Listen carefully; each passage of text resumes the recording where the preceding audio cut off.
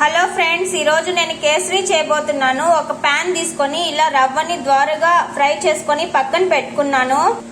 తరువాత నెయ్యిలో ఫ్రై చేసుకున్నానండి. బాదము, ఎండు ద్రాక్ష ఇలా పక్కన పెట్టుకున్నాను.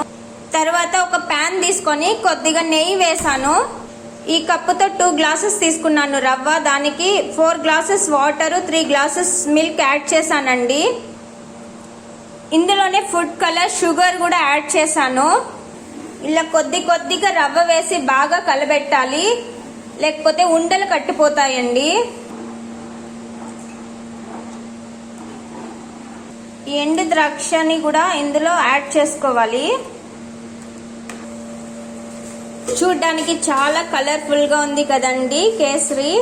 అంతే, ఎంతో రుచికరమైన కేసరి రెడీ అయిపోయింది. Please do subscribe my channel. Bye friends.